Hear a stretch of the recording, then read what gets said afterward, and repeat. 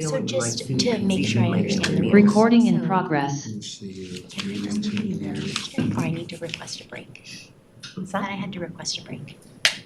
Yeah, I could, do you want to have a break? No, only if it goes super long, then should I just get up and go?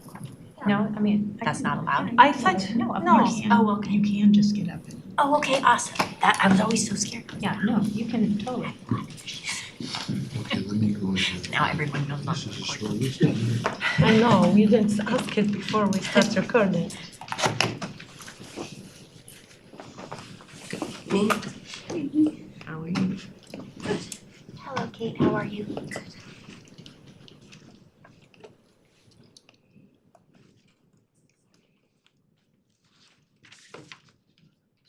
I have my timer. All right, good evening. I will now call the Auburn Study Session meeting for Monday, February 23rd, 2026 to order. Tonight's study session meeting will be held both in person and virtually. Hannah, can you please call roll? Deputy Mayor Tracy Taylor. Here. Councilmember Ammer. Here. Councilmember Baldwin. Here. Councilmember Lott. Here. Councilmember Rakes. Here. Councilmember Sturgis. Here? Councilmember Clinton Taylor. Here. Hannah, do you have any agenda modifications this evening? No, Chair, we do not. Wonderful. All right, I will turn our meeting over to Councilmember Clinton Taylor. He is the chair of the Community Wellness Special Focus Area to chair this portion of the meeting. Thank you, Deputy Mayor. This evening, we have a presentation from Skip, and so at this time, I will turn it over to Director Crum. Thank you, Chair Taylor. Claire Goodwin, the SKIP Executive Manager, is coming up right now to do tonight's presentation on the SKIP Housing Capital Fund recommendations. Welcome back. Thank you. Good evening. Good evening.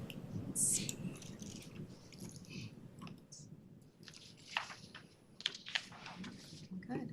So good evening. My name is Claire Goodwin. I am the Executive Manager for the South King Housing and Homelessness Partners, or SKIP for short. And thank you for having me here this evening. I am excited to present to you the SKIP Executive Board's recommendations on SKIP's 2025 Housing Capital Fund. This is an annual process, and for those that have been on council for a while, you may recall these presentations from previous years. So for those that are new to our work, SKIP is your sub-regional affordable housing consortium made up of 11 South King County cities, your city included, plus King County. We are a unified, coordinated, and collaborative coalition funding the construction and preservation of affordable housing right here in South King County. This is a meaningful opportunity to pool funds together with neighboring cities to collectively make an impact on the subregion's affordable housing shortage. And to date, we have pooled over $15 million to house our low-income neighbors or rehabilitate deteriorating multifamily buildings. SKIP pools substitute House Bill 1406 funds, House Bill 1590 funds, and even general funds from the 11 cities listed on your slide. In 2019, substitute House Bill 1406 became law, allowing cities and counties to recapture a portion of Washington state sales tax when it's used to support affordable housing initiatives. In 2020, House Bill 1590 became law, allowing jurisdictions to impose a 0.1% local sales and use tax to support affordable housing, behavioral health facilities, and related supportive services. Cities had a limited window to act to retain those revenues before the county collected that revenue. Only 4 South King County cities collect it. Auburn unfortunately does not, but we're talking about it tonight because we pool those funds plus those substitute House Bill 1406 funds each year through the execution of an interlocal agreement, plus any general fund contribution cities would like to make. Use of these pooled funds requires approval from each participating city council. Even though you have already contributed those funds to SKIP, your council will need to authorize the allocation of those funds to specific projects. So this approach allows multiple cities to pool their funds for projects across South King County to maximize the creation of affordable housing overall and in each city. Also important to mention is that Auburn serves as SCIP's administering agency. So SCIP's 2 staff are City of Auburn employees, but we are paid through the 12 jurisdictions that are parties to our interlocal agreement. So 6 projects applied for SCIP funding throughout South King County last year. The SCIP Advisory Board reviewed and made recommendations to the SCIP Executive Board to fund 3 of the 6 projects. After careful deliberation, the SCIP Executive Board concurred with the SCIP Advisory Board's recommendation to fund 3 projects totaling just over $3.9 million, with the breakdown by funding source listed on your slide and described in your agenda packet under the SCIP Executive Board memo dated January 8th, 2026. For the requirements of our interlocal agreement, we're seeking concurrence from you on this recommendation. So the SCIP Executive Board recommends the 3 projects listed on this slide, and I'll briefly go through each one. African Community Housing and Development's African Diaspora Cultural Anchor Village in SeaTac is a 129-unit new construction multifamily rental development located near the Tukwila International Boulevard Link Light Rail Station. The project aims to respond to community members' desire for a central anchor for South King County's African diaspora immigrant and refugee community. The project will support households earning between 30% and 60% area median income, or AMI, and includes set-asides for families with children and for households with a physical disability. $1.2 million is recommended by the board.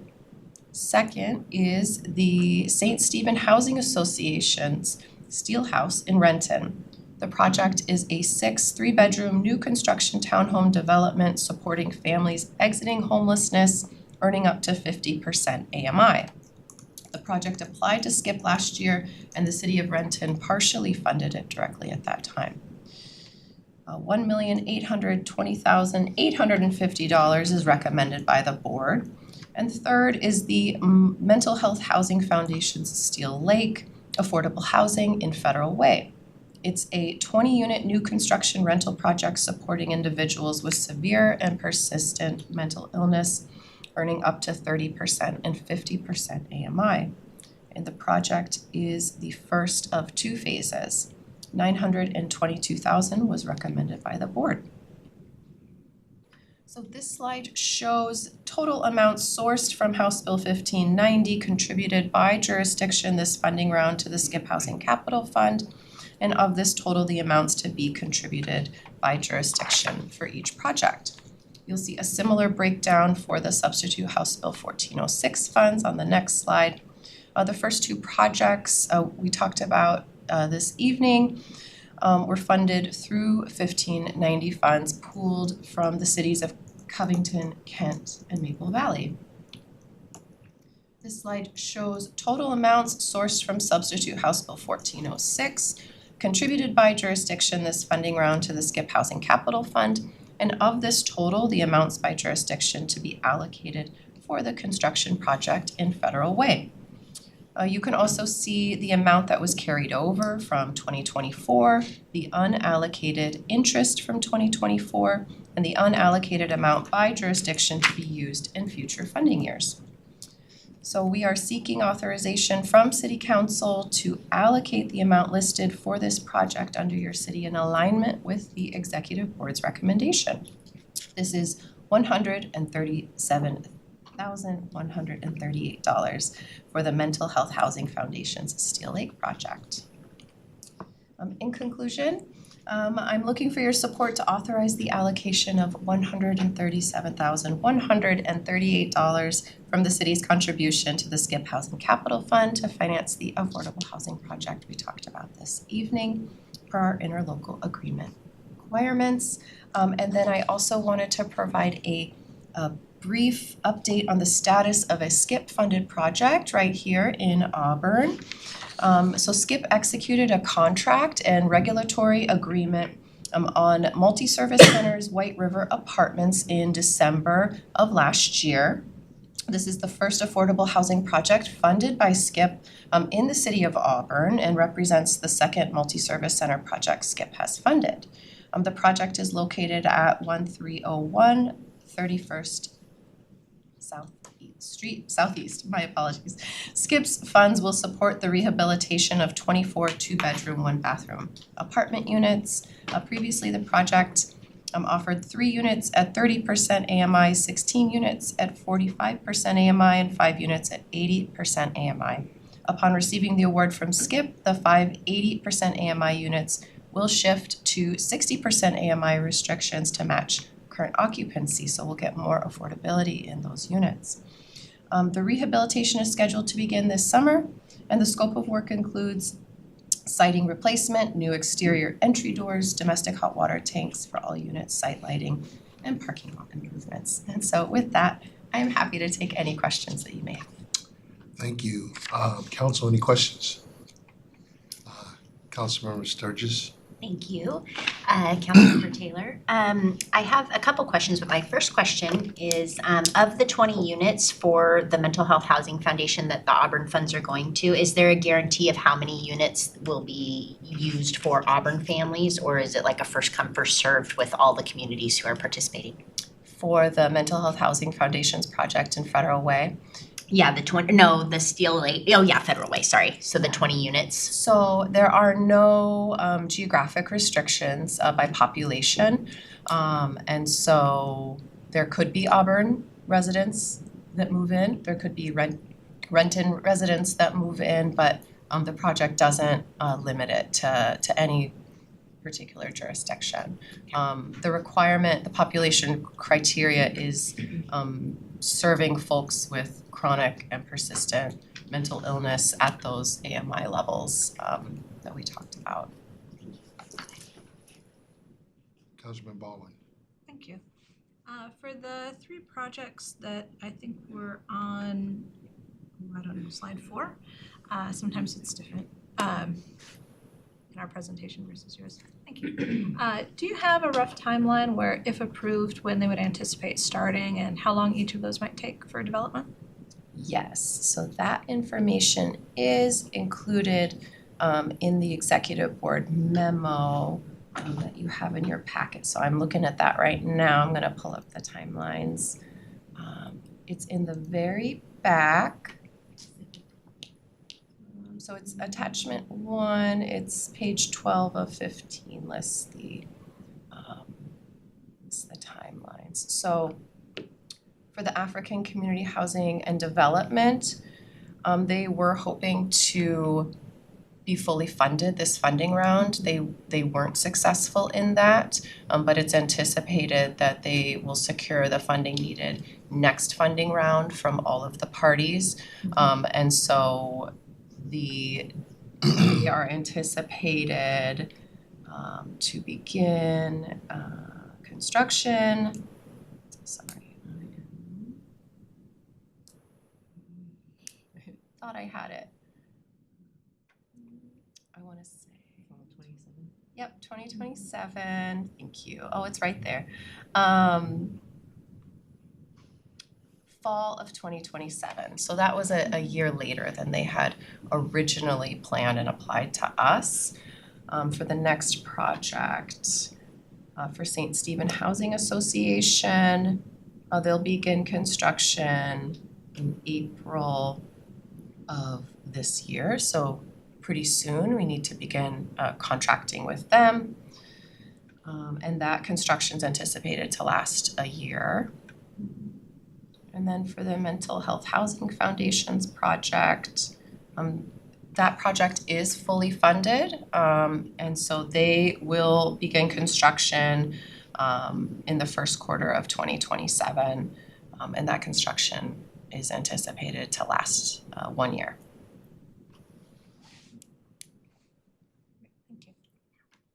Councilman Riggs.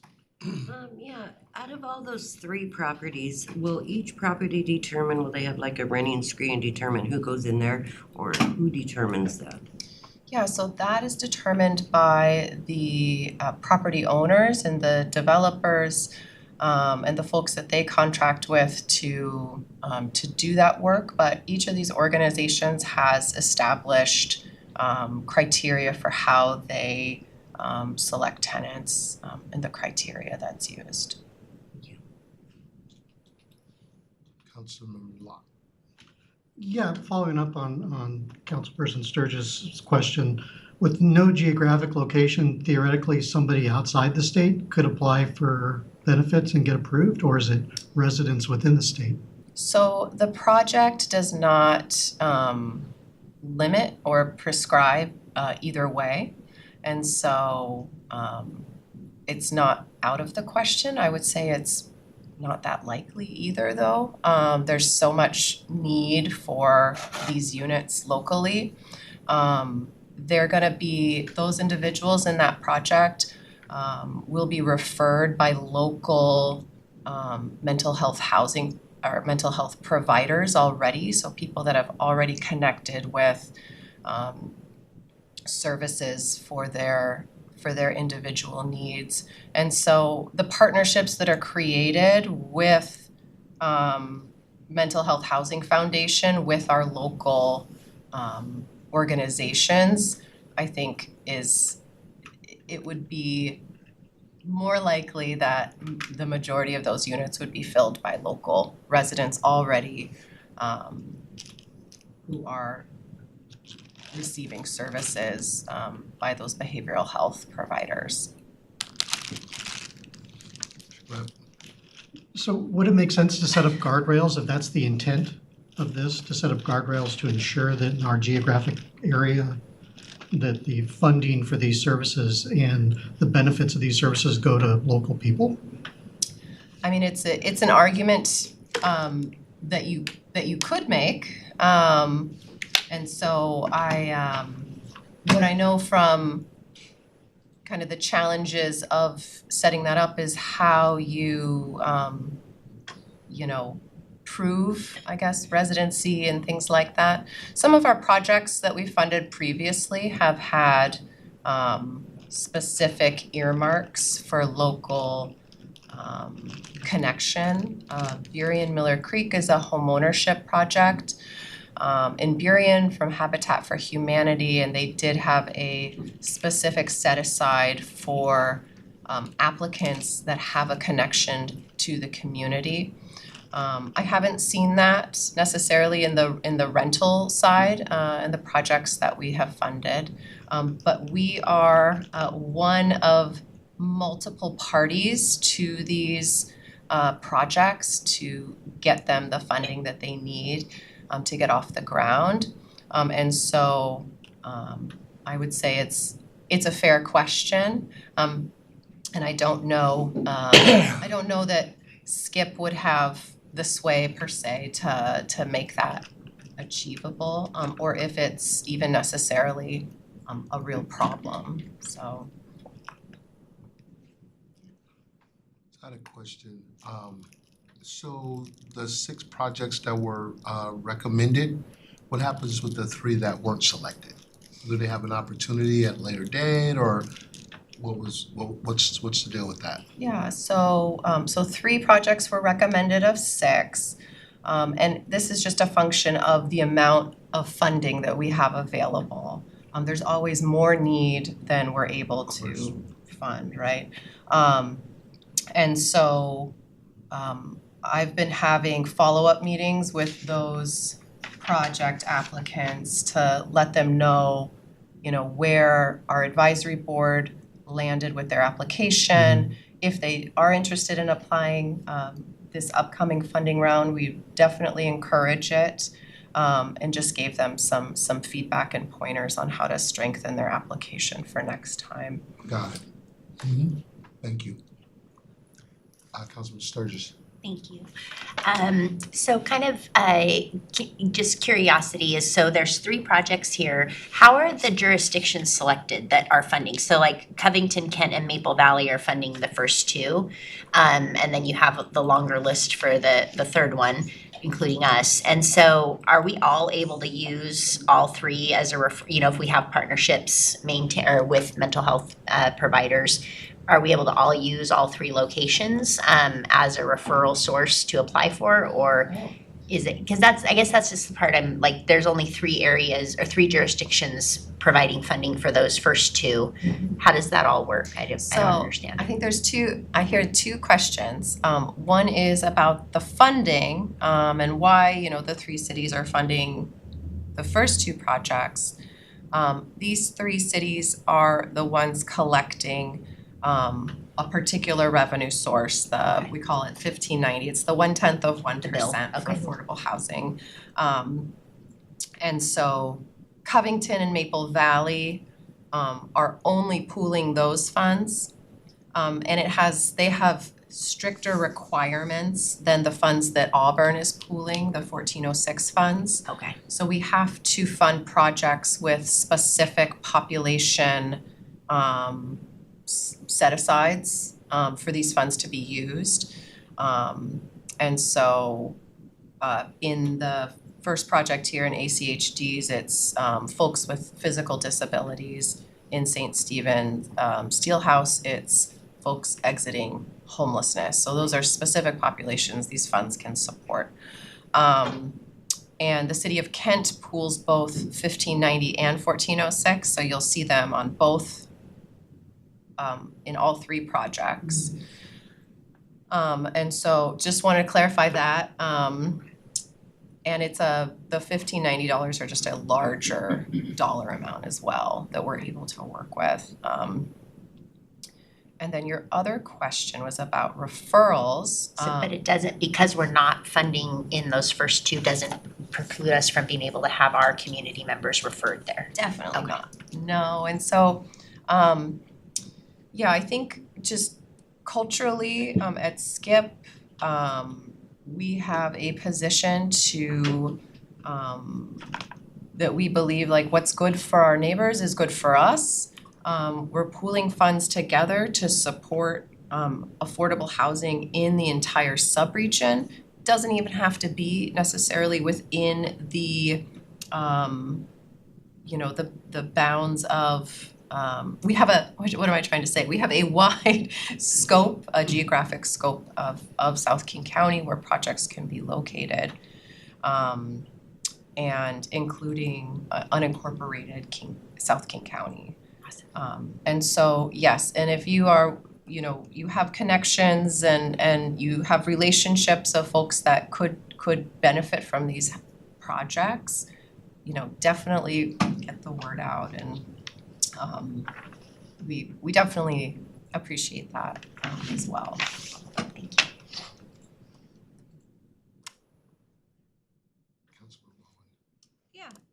Just 2 small things. I think I saw the 4th round of funding that we've been able to do now. And so it's great to have an update on what's happening in Auburn. And so maybe when that's done, we could come do a tour or check it out and see how things are looking. Would be great if that's an option.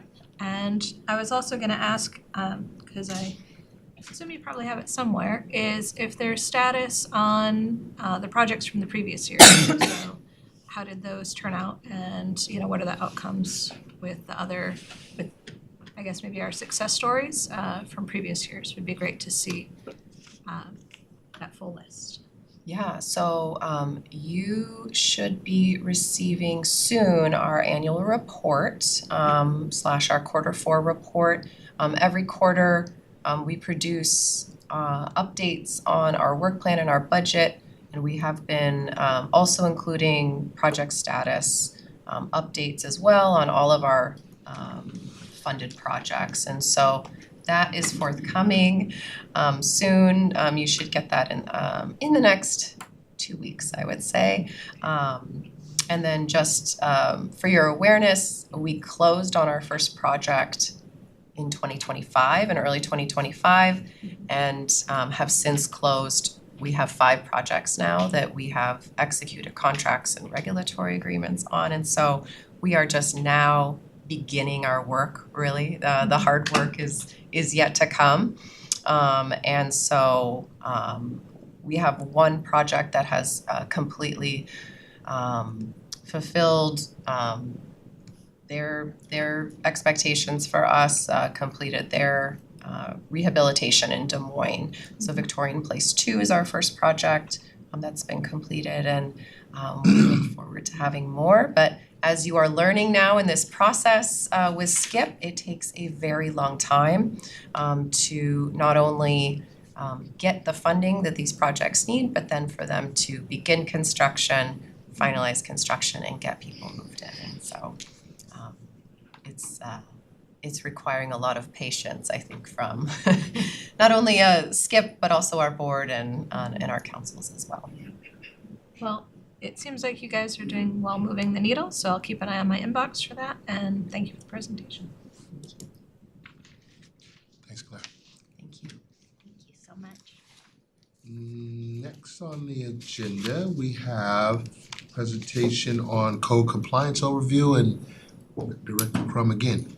Thank you again, Chair Taylor. It is my distinct pleasure to introduce the City of Auburn's code compliance team, Gerard Thomas, George Winter, and Chris Barrett.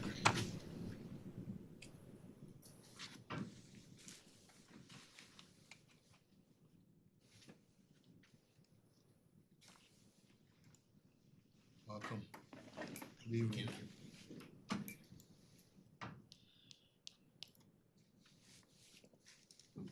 We're set to go. Good evening, Deputy Mayor, Council, Mayor. My name is Chris Barrick. I'm the Code Compliance Manager for the City of Auburn. Tonight, we're going to talk with you a little bit about code compliance, what we do, give you some before and after photos, talk about what the future looks like. With me tonight, I've got my 2 officers, Officer George Winter and Officer Gerard Thomas. Into it here. I'll get us started. So we are under the Department of Community Development. We handle building code issues, land use matters, and public nuisance issues within the city, enforcing city code and international code for those matters. And yeah, on the bottom half of this slide here, you can see a list of, pardon me, some of the common issues that we come across. So there are approximately 200 chapters of city code. We're familiar with the majority of them, excluding chapter 9, which is through the police department.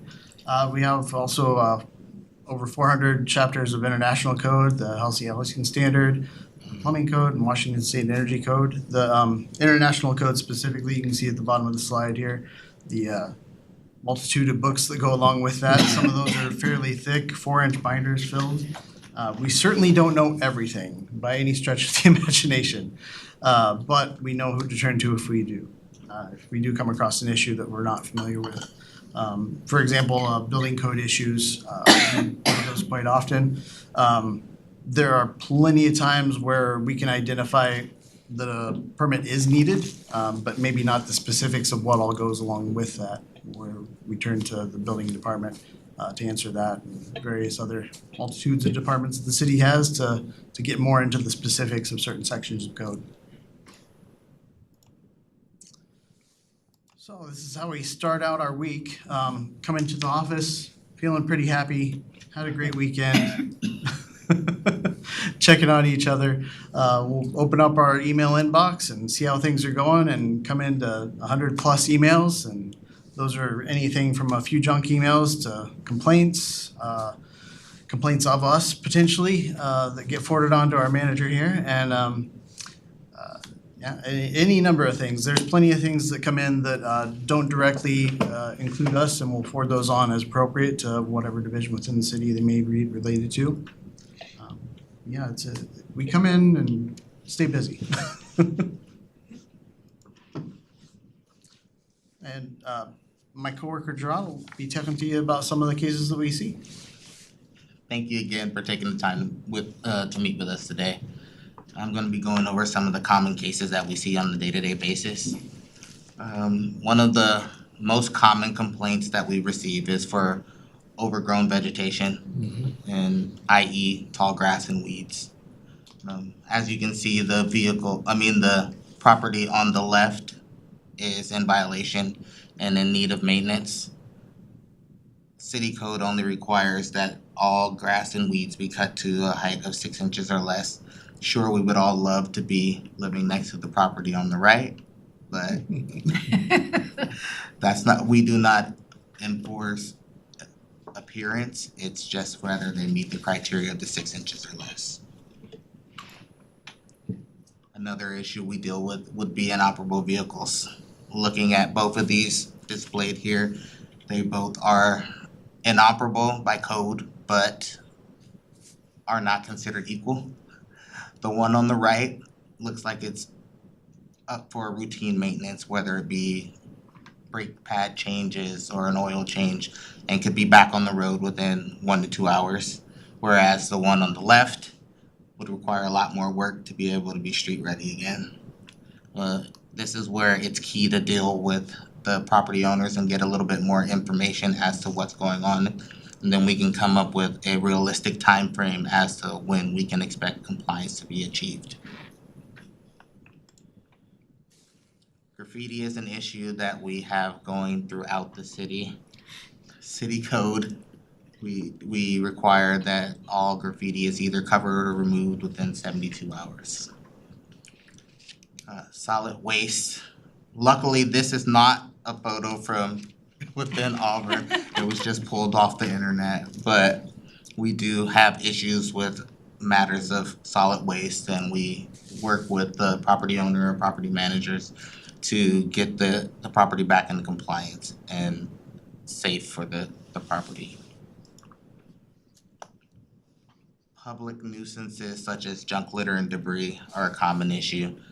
We have to remember that one man's junk may be another man's treasure. As you can see in this photo, the couch may not be something that you or I would want to sit on, but it very well may be their outdoor furniture. So if they can justify that that's something that they're using, it will be something that will be permitted to keep. We also deal with matters of sidewalk hazards where it may be a lifting sidewalk or a cracked sidewalk that could be a potential hazard for pedestrians walking. So we team up with our city streets team and our traffic engineers to collaborate to get those matters resolved with the property owners. We do deal with a few matters of rental unit problems. We get a few calls regarding mold. In those cases, we would be responsible for trying to figure out what the cause is of the mold, whether it is a leaking pipe or a leak in the roof or something of that nature, and then work with the property owners or property management to get that matter resolved and safe for the tenant. Again, not an Auburn picture, thank goodness, so.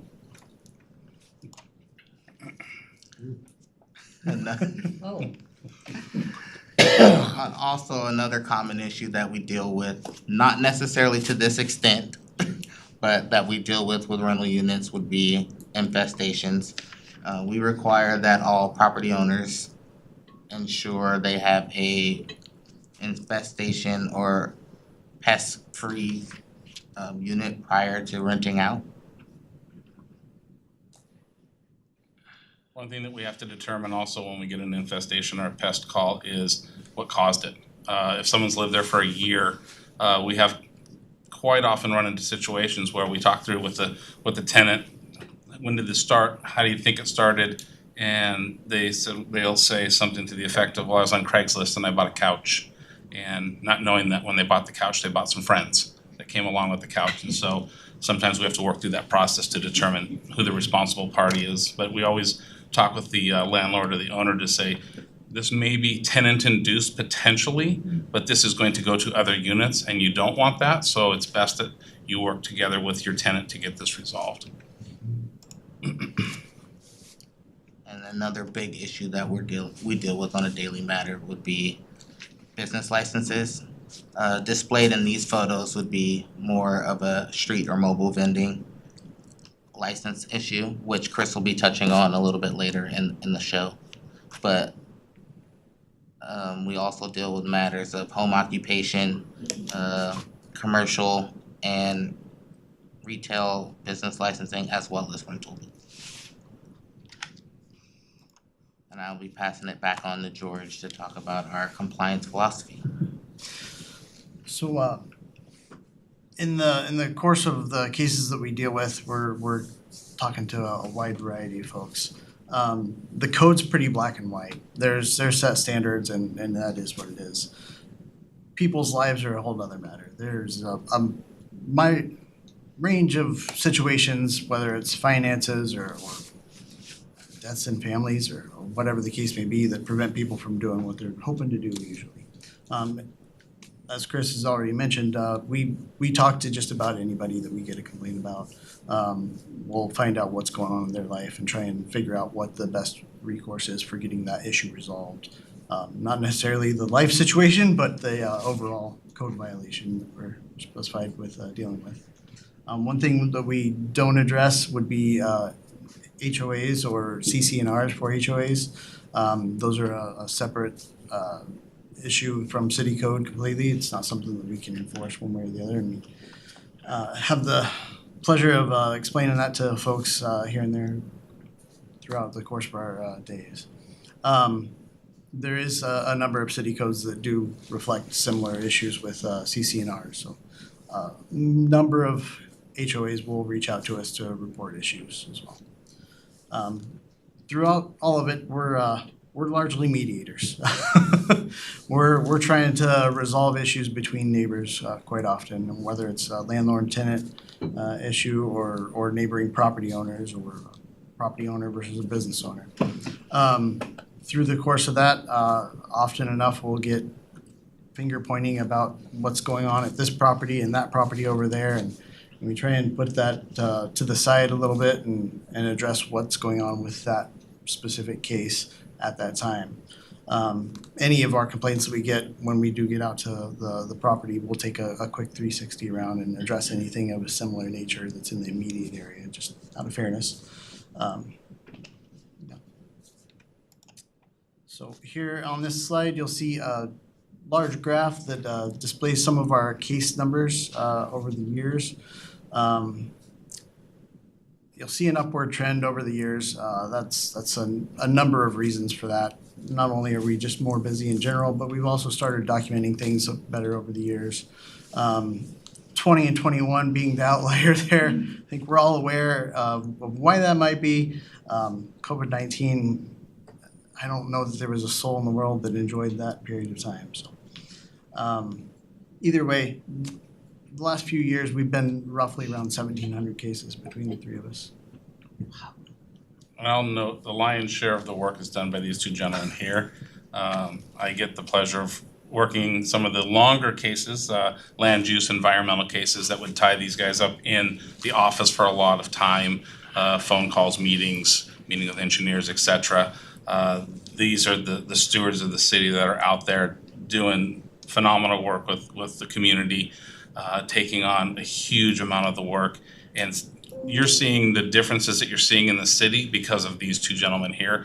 I help facilitate some things, allow some guidance, take care of the administrative side of things, and a handful of cases that are the ones that draw a lot of time, that their time is better spent doing the work out in the community. So any case that we deal with, any complaint which we receive from a myriad of sources, whether that's phone calls or see-click fix, whatever the case may be, we'll investigate everything. If it needs to go to another department or another agency, we'll get in touch with that person to let them know if we can't forward it on directly within the city ourselves. Whatever we get that we do address, we investigate everything. That may be something as simple as sending a violation letter, just saying, hey, we got this complaint about your property. Here's what city code is. Make sure you get it addressed. generally speaking, we're gonna go out in the field and inspect, and at that point, we'll wind up getting in touch with folks. Usually that's a property owner, but often enough, tenant or property manager as well as. When we get in touch with those folks, we'll have a discussion with them about what the issue is. We'll explain exactly what the code is, what it requires, and come up with a definitive timeline that they need to get that resolved by. Those resolutions, those compliance timelines, that can be a simple conversation between parties, where we give them a few days to address, tall grass maybe. Hey, can you get it done over the weekend? Something of that sort.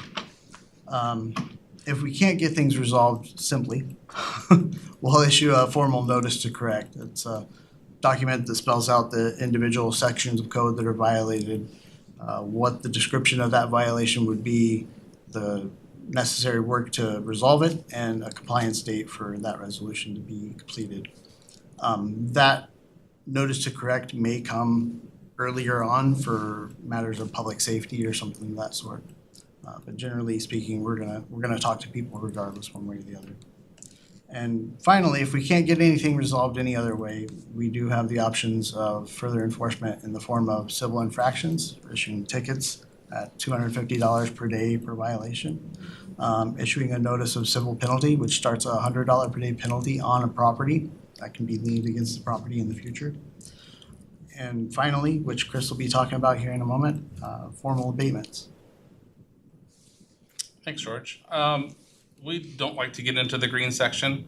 Unfortunately, there are cases that force us into those sections for city action, such as fines, penalties. We write very, very few tickets. Our compliance rate is about 98%. I think that it's a huge success and a testament to these gentlemen's work and the work from the department. The ones that are the 1.5% or 2% are generally big cases such as land use, environmental, that could take hundreds of thousands of dollars to resolve, hiring professionals. Sometimes we have wetlands that are filled in, things like that. So there's really three kinds of abatements that are initiated. We only initiate this section here if everything else fails. We don't like it, but it's a necessary thing. First and foremost, like George was talking about, circumstance. Somebody might have junk and debris accumulated that's happened over years, and now they're over their head. They just don't know what to do, and they can't afford to do anything. And so we just can't simply walk away. So we will talk with them, work with our legal department, come up with some sort of voluntary compliance or abatement agreement. At the end of the day, we're going to end in the same thing. This is just a faster, and I've got some examples after these. This is a faster process. The property owner is still held responsible. We're still going to lien their property if they can't pay the bill, just as we would if we went to court. This is just a faster process, and I don't want to say it feels better, but it feels better because they're buying into, yes, I have something going on, and if you can help me, great. I understand it's going to cost money. We bill them after the abatement is done, give them 30 days to pay. If they can't pay it, then we assess the cost of that abatement to the property. Administrative abatement, we don't use a whole lot because we don't have a lot of this going on, but it's generally utilized for vacant properties. Got a parcel that is a tract for an HOA that's gone defunct, and we can't get a hold of anybody. We try the assessor's website, tax logs, all of that. We just are unsuccessful at getting a hold of anybody. We have the abilities to go to the director, and he can sign an administrative abatement. We have an internal form that we put a notice of abatement on the property. There's a 10-day appeal process built into that. We've never heard an appeal because we can't get a hold of anybody in these cases. And so we will go into the property as a city and abate that, and then all those costs will go to that property. Generally, it's for grossly overgrown vegetation that's encroaching on the right-of-way or illegal dumping. Very seldom is it anything other than those two things. And then the long process, and my next slides will start with a court-ordered abatement. We've done everything. We've tried the voluntary. They don't want to do it. Stay off my property. We're not complying. Go away. So we, again, pair up with our legal team. Our legal team helps us. They get all the paperwork prepared and filed into court. we go in front of a Superior Court judge and they make the ultimate decision. Yes, you can, or no, you can't. So far, the handful that we've done over the years, we've been awarded the abatement warrant, and then we go on their property with contractors. One of the problems with that is it takes a lot of time and a lot of staff hours because we have to have usually 2 or 3 police officers there with us to make sure that everybody on the scene is safe, because now we're entering a property that somebody does not want us on. So I expect everybody to be able to read this. This is intentional. This is this next abatement that I'm going to talk about. It's a court-ordered abatement. I don't expect anybody to read it. I don't even know how I put this together, but these are steps that were put into this case to get it to the compliance part. This is a bullet point. What I really want to emphasize and point out is the time it took to get from start to finish. We started this case in July of 2021. We issued our notice to correct. We issued the formal notice of penalty, wrote a ticket to the property owner. We grasp at straws, like what can we do to gain compliance? And sometimes things just don't work. Sent it to legal put it all together, got it in front of a judge on September 26th of 22. A year and a couple of months later, we were issued the warrant. It gives us a specific timeline that we can get it taken care of. And then on October 18th and 19th, this was a 2-day abatement. We went out there with law enforcement and a lot of people and cleaned the property up.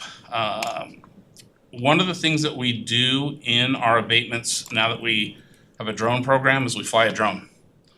We don't sometimes know what's in the backyards or on the property because we're not allowed on there. We can see it from outside that there's this pile of stuff over the top of the fence, but we don't violate people's Fourth Amendment rights. We don't enter their properties without a warrant and permission.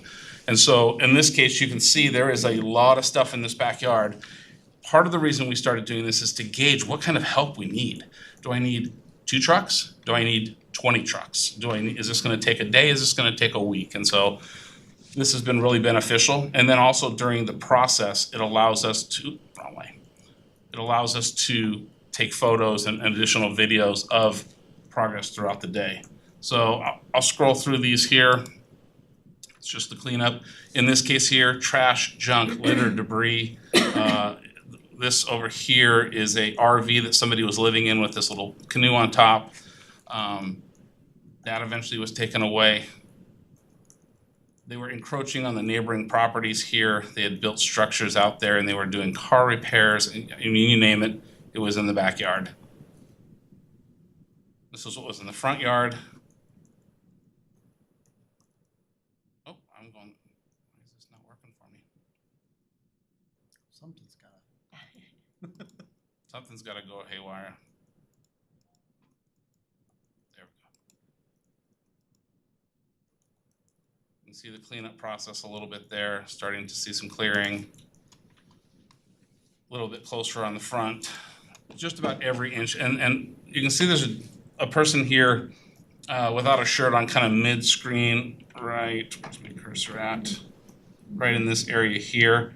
That's the person that was living in the motorhome, and as many items as he could grab and literally throw inside the house, because we aren't doing anything inside, he was. And some of the things we would talk with him, I'm like, it's broken, we need to get rid of it. It's just gonna come back outside. And he was determined to keep some things. So this is nearing towards the end of the day.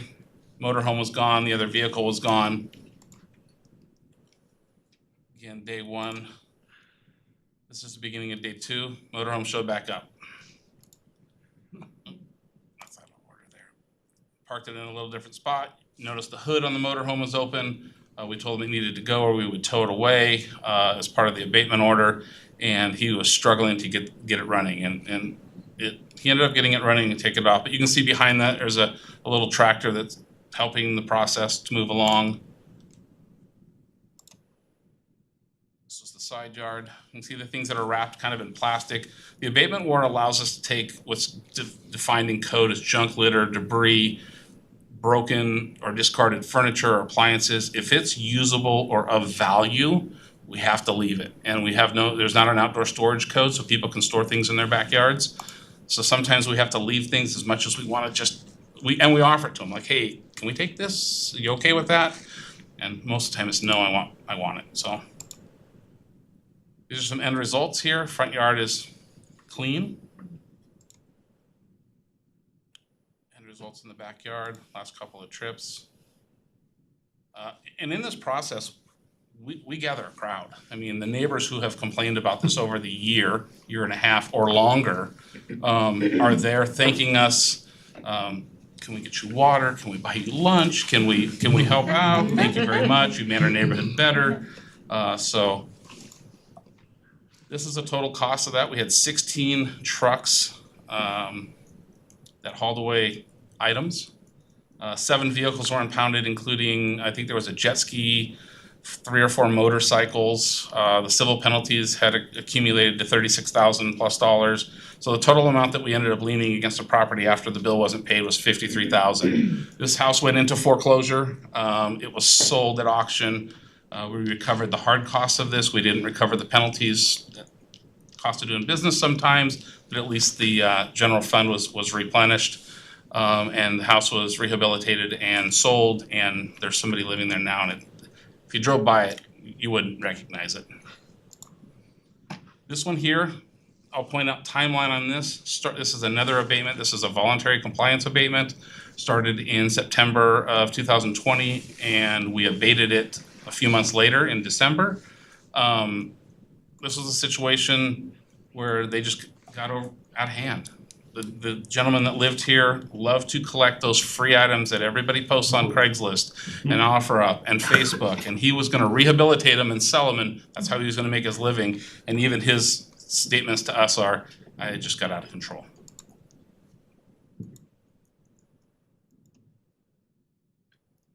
Same thing, just lots of just broken pieces of everything you can dream of. And again, we couldn't take everything, but you can see from some of these pictures how clean it was. Again, neighborhood out there cheering us on, thanking us. I'm shocked that it got to the point that nobody complained earlier, but we can't control that all the time.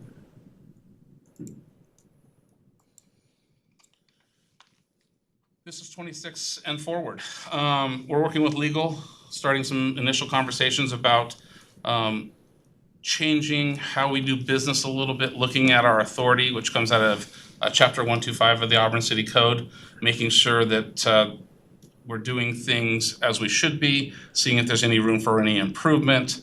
I am the wheel is round, it rolls. There's no reason for me to recreate it, but can I refine it? Can I make it roll smoother, faster, better, and get more work done in the same amount of time? The second one here is something that we'll be bringing back to council later this year, kind of a little dangle the carrot, the rental housing inspection program. I'm hoping to instill a program that will help keep Auburn residents in rental properties safe and living in clean environments that we can hold landlords accountable for. I'm really excited about that and won't go into too terribly much detail tonight. And then our internal process, again, with that whole wheel philosophy, just trying to, amongst the three of us, talk about what worked, what didn't work, how can we change things so we can just do more in the community. As you see, our numbers continue to go up. There's 3 of us. How do we facilitate doing more in the time that we're here in the city? And then, as Gerard had pointed out earlier, mobile vendor enforcement. Don't want to give too terribly much information because I don't want to tip anybody off. We've worked through a development process or a process for attacking these or going out and seeing what's going on, procedures, and then we also have some resource guidelines that we're going to be handing out to folks to let them know what the rules are here for Auburn. Some of them might be legal, some of them might not be legal, and we're just going to go out and kind of take a look and see what's going on and have conversations with people. And then we feel that that's kind of the best approach is the mouth that we use. That's the best thing we can use is talk with people just to find out what their stories are, what's going on, why, and how do we bring them into compliance. Not everybody's going to be happy with that, but at the end of the day, as long as they're following the rules that the city has, then we can all just kind of get along and work through it. With that, we appreciate your time and open the floor for questions.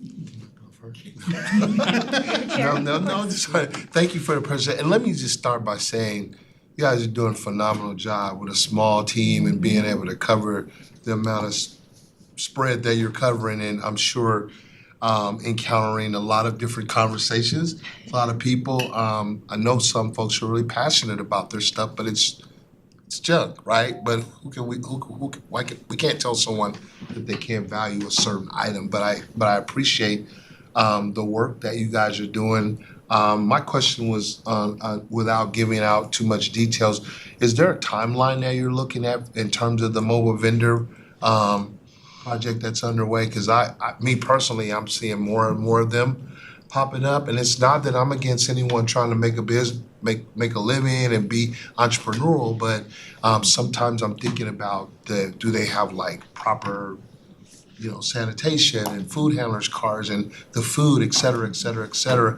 and they're just really becoming really more common. Like even by where I live, they're like on the side of buildings now, and just in places I know they don't have no permit to be there. So without getting into too much. Yeah, thank you for the kind words, we really appreciate that.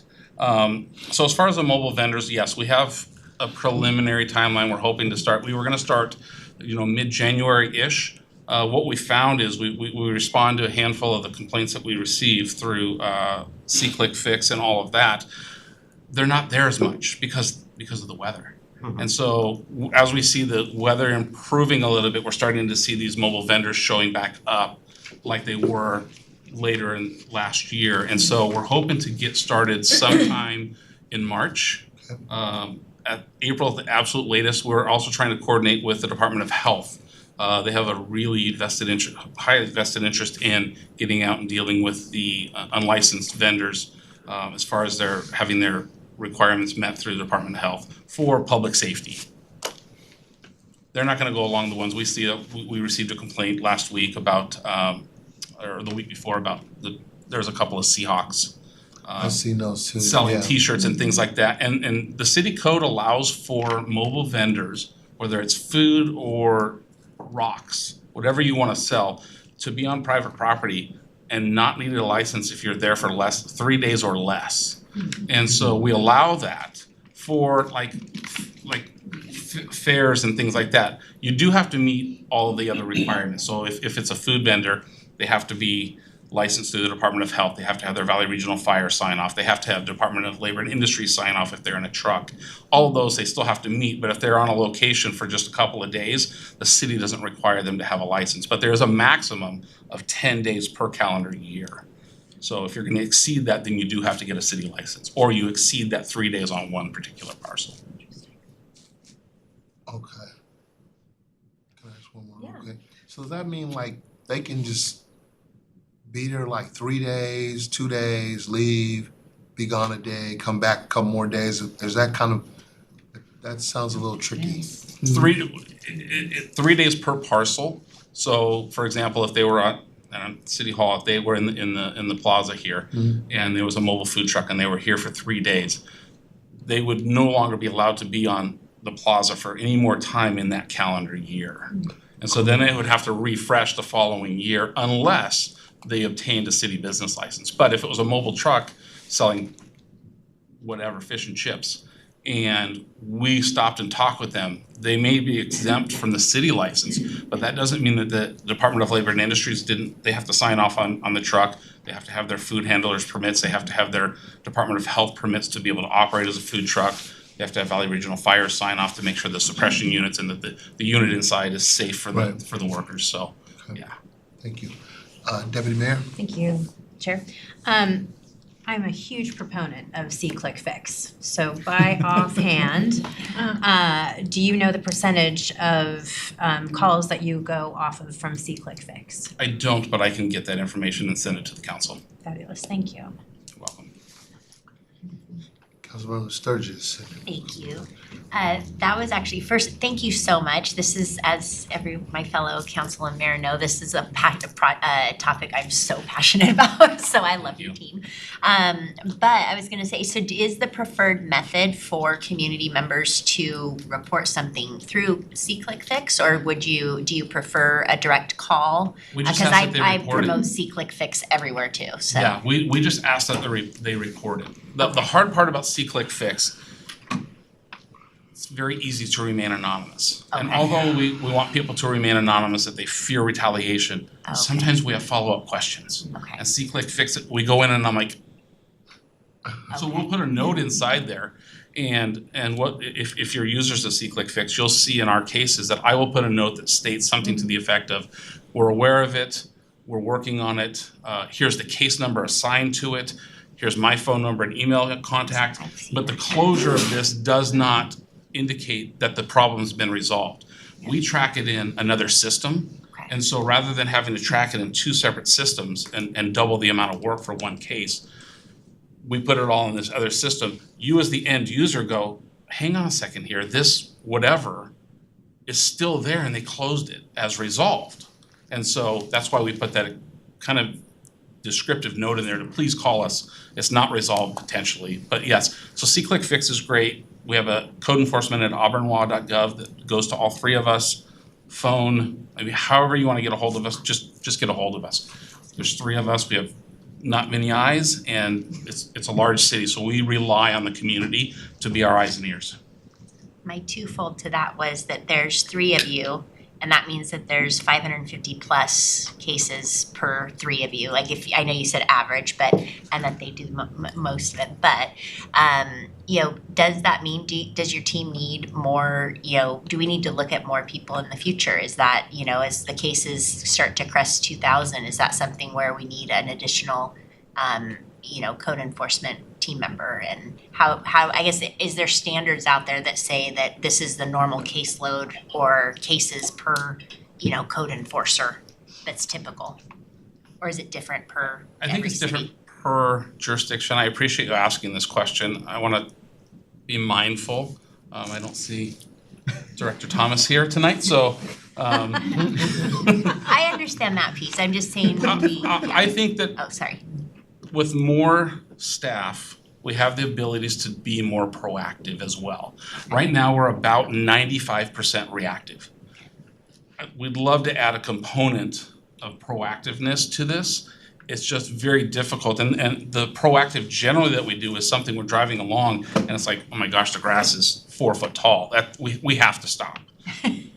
Or we're standing on a property talking with a property owner saying your grass is too tall, and we do that like Officer Winter was saying, we do that 360 kind of look around and go, okay, there's one over there, there's one over here, we're gonna go talk with these property owners, even though we didn't get a complaint about that, because sometimes it really is, I don't like George, but I like Gerard, their grass is both a foot tall, I'm gonna call and complain about George. And so he doesn't feel singled out, or the property owner doesn't feel singled out, we do that amount of proactive work, but really another officer would give us the abilities to do more in the community, absolutely. Thank you. Thank you. Councilmember Locke. Yep, I think everyone here is interested in helping you in your job, and would it be possible for you to submit, call it your top 5 list to us of suggested changes to the code that would make your jobs easier? And reasons why, so that we could review that? Because it's kind of shooting in the dark. You use the code every day. I'd like to hear your feedback. Yeah, absolutely, I appreciate that. I think part of that is working when we're talking with legal currently about our enforcement authority, trying to figure out, our code's been not the same for a long time, but it's been very, I don't want to say stagnant, but stagnant for a long time. We've been here for 12 years, and we've had a handful of changes throughout those 12 years, but I do think that what was going on 12 years ago or 15 or 20 years ago when these codes were written are not applicable to today. So it would be a matter of us sitting down along with the director and the building official and determining where the miss is, or what can we do better, and looking to see, without having to try to morph a code to make it fit, have a code that actually says XYZ is not allowed, and that's what we're gonna deal with. So yes, I appreciate that. So yes, we could come up with a top 5, 10, 20. I mean, yeah, I mean, I'm just saying, sorry, I'm gonna go on here. Go ahead. You're the subject matter expert, you use this every day. You tell us what tools you need in the code, then we can review it. We appreciate that, and we've come to council in years past with those code changes and the reasoning behind it, and have never been, not that I don't want questions, but council has always been very, very supportive of the work that we do, which we truly appreciate.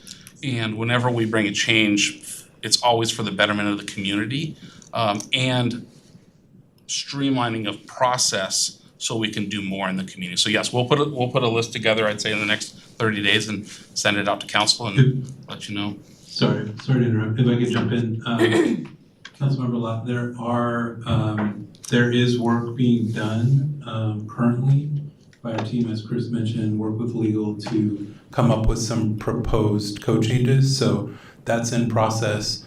And then if after this year that there's a need for additional revisions, as time allows, we will work on bringing that forward to council. Thank you. So go ahead, Councilmember Baldwin. Yeah.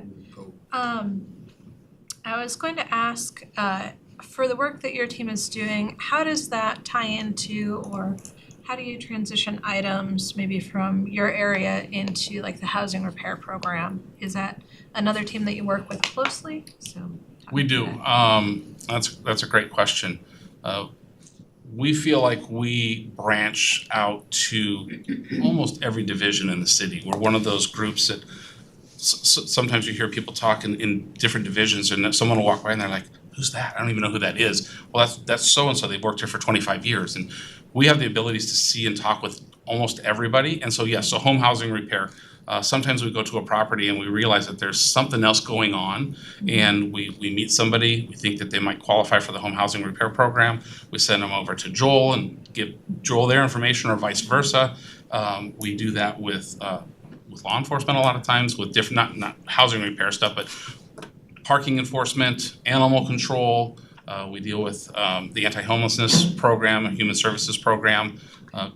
We share a lot of information. We are not the subject matter experts everywhere, and we feel like it takes more than the 3 of us or our division, even if we had 10 of us, to combat the things that are going on in the city. So yes, we do a lot of collaboration with lots of different departments within the city. And we offer that same service to other divisions, more so the police department. They go to a property and they're like banging their heads against the wall, like, I don't know what to do with this. We're the civil side of things. We can take care of those problems that might help you not have to visit that on a 911 call 45 times in a year. So. Jamie? Sure. Okay. Deputy Mayor? Thank you. So I might be a little naive to this because in my scope of work, I work with code quite a bit. So do you work with businesses as well, or do you cite abate businesses? Do you work with them? Do you respond to See-Click-Fix about businesses that are in violation of code? Yes and no, depending on what violations. If it's something that is outside of our purview, like a restaurant that somebody had a bad experience with, that they don't know if they're licensed with the food department, we would deal with them on the licensing for the city side, which would also have those requirements that they meet all, just like a mobile vendor. They'd have to meet all of their requirements for to be operated as a restaurant. Sure. And then we would deal with the licensing. If they were in violation of their food license, that might be something that we refer to the health department that we may not directly deal with. So it's kind of a yes and no on that, if that makes sense. Can I ask a follow-up? Sure, go ahead, Deputy. So then with that being said, with clearly the pictures that you showed speak volumes, right? So do we work with or do we leverage partnerships with the cleanup? Do we work with public works and environmental staff with the cleanup too then? Or is that just, do we hire, I mean, what does that look like? It's property dependent. Our city staff Public Works, environmental staff are generally not involved because it's on private property and we deal with just city-owned or right-of-way properties. Okay. But we do go to our planning division or our building division or streets department when it pertains to something in like a critical area or something that we have to deal with, like a sidewalk that is kind of that right-of-way, but regarding the maintenance and repair of it, the property owner is responsible. So we do work within other divisions. Ultimately, the work that we do is something that we require the private property owner has to take care of, and the city is excluded from that because then it would be gifting of public funds. Got it. Thank you. Councilmember Amir? First, I want to say thank you because I Thank you. worked with you guys as an owner, I think twice, the homeowner association. And I think last year we made a change for the notes because I remember we approved it. Before it was 3 days for the code, but we allowed 10 days. I appreciate this change, especially for a homeowner association, and we talk about it before the meeting where the notes may go to the management. So I'm just I want to say thank you because last time it was me who used see click and fix and kind of report the graffiti in the property. And now I know. I will just cover it, so thank you. Thank you. And if I can follow up with that, so we get graffiti complaints all the time that come from property owners that are reporting it that way as a means of documenting it for further enforcement if the police department were able to catch anybody. So there's no harm, no foul in reporting it. If it's already covered when we get there, we close the case, and that's a simple one. Councilmember Baldwin? Yeah, for the things that you're working on in 2026, you have the rental housing inspection program, which sounds very exciting, in fact. So I'm curious if you can give me a little bit more context around maybe what you're looking at there and what a timeline might look like for some changes. I'm part of a roundtable that meets quarterly with about a dozen or so, maybe a few more jurisdictions throughout the state that have already in place a rental housing inspection program per RCW 5918, which is the Landlord Tenant Act. There are some provisions in there that allow for municipalities to do mandatory inspections, whether it's a mandatory inspection by a trained professional that meets the criteria of the RCW, or the city can go in and actually do that inspection. Lakewood is one of the jurisdictions I think is kind of not the founding party, their city that did it, but their programs, not to give kudos to anybody, but yes. They really have it together. And they've had a really successful program for approximately 7 years. And so it would give us the ability to monitor rental units from a single-family residential all the way up without having having the need to call and complain. A lot of people fear retaliation. You could report on See-Click Fix that someone's grass is too tall, it's anonymous, nobody knows where it came from. People suspect, oh, it's Gerard from next door, doesn't like my tall grass because he's got the manicured yard like the one in the picture. But if you have an internal problem with your apartment or your home, they know where the complaint came from. So that they feel, people who live in these apartments and homes fear retaliation from management, maintenance, owner, etc.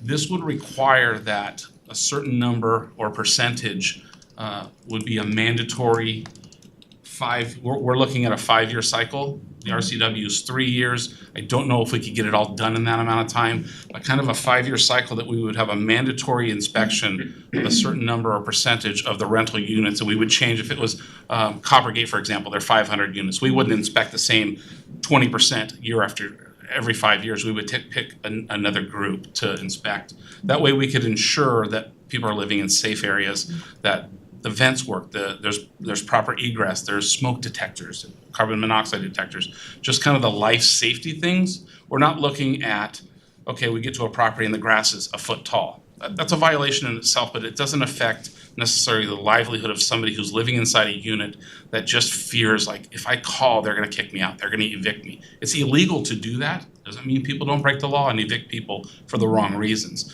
So this program will give us the abilities, and it's partially in code now, so there will be some revisions and then a lot of additions that will give us the abilities to require this, and we're hoping to self-fund it through the program. And that will come later on in the presentation that we bring before council. It'll show kind of the start to finish nuts and bolts of how we're gonna fund this, what our expectations are, things like that. Hopefully that answered your question. Yeah, I think that's very exciting. I lived off campus at Michigan State and talk about a set of houses that could have used a little bit more code enforcement, so. We're really excited about it. In years past, we had a manager training program that we required. Part of their rental license was to bring all of the managers or owners or representatives from properties as a one-time condition of their license for an 8 or 9 hour course. People were resistant at first, but then came and thought, man, this is really good. I'm getting a lot of information. The problem is we can all talk in this room about what we need to do and be good people and good landlords and owners. And then you leave and we have no control unless we hear. This is a way of making sure that we have people living in safe environments. That's wonderful. Thank you. Councilmember Sturgis. Thank you. I have a question actually for Director Crum and for Mayor, just for my educational purposes. So the intent of my question because I've been trying to ask this for knowing if our role is, code or resolutions to adopt or approve, and then also to help support the budget approvals process. I'm just trying to get in, because in my career experience, it comes from caseload per FTE is how we built the budget. And so not trying to say, or even put them on the spot for how many staff they need. What's the best way, because I want to be able to understand, so when the budget does come forward, I can be of of the right level of support. And so what's the best way so that it's not a question that's causing concern? I was curious, if we needed 2 more, if we needed 1 less, or how do we best understand that as a council member? So, if I may. Go ahead, Mayor. Oh. I just like that for a minute. Go ahead. So, when the budget is put together, it is the mayor's budget. Yep. That the directors and I put together, and it comes forward to the council. It is a budget that has been fully supported by all directors as the overarching best use of funds for the city. Doesn't mean we may not need something or want something. It just means that there were other needs or wants that were prioritized over that.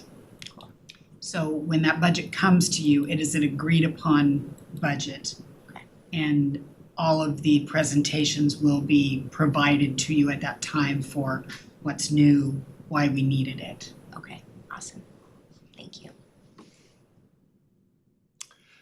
Again, thank you. Appreciate the work that you're doing to try to keep our city looking right. And I know that there's a lot to cover, and just appreciate the work that you're doing. And any more questions, council? Thank you. Thank you for your time. Thank you, Thank guys. Turn it back over to the Deputy Mayor. Thank you, Councilmember Taylor. This is the section on the agenda where council can share topics of interest and/or reports on special focus area matters. Reports should be limited to 5 minutes. We'll start with Councilmember Lott. Nothing to report, thank you. Councilmember Baldwin. No updates this week. Councilmember Ricks. Councilmember Taylor. Nothing this weekend. Councilmember Sturgis. Clarification, so as I'm learning since we've implemented this part in study session, should we be holding our community or things for council meetings, and then tonight is mainly about SFA? I just want to Preferably, clarify. yes. Okay, so just a heads up that in the June Muni Services study session, Angel Ogando, who is our wellness program designer. Chief is working to have him put together a presentation to come share with us an update on all of the great work that, has it been 3 years, Mayor, that he's been in his role, around there? Around, yeah. Yeah, it's all around the, there, yeah. kind of a summary of all the great work, 4 years now? Okay, yeah. So Chief and Assistant Chief are working, they're gonna have him as a guest to present to us a look back of everything that's been accomplished and then also the vision forward. And then through, I think it's Public Works, the presentation should be coming in the March meeting, even though it's not Muni Services, but it will be giving the study update on the police department and the needs there. So, just wanted to remind everyone. Councilmember Amor. Today, we have a community, so we're good. I have nothing to report already. I'm as the vice chair. So today, Councilmember Sturgis and I had a follow-up meeting with Chief and Assistant Chief Betts on the flock camera system. Very well done presentation from both of them. And just a reminder, Mayor's State of the City address is this Wednesday at Muckleshoot Casino. So, yeah, we hope to see you all there. And with that,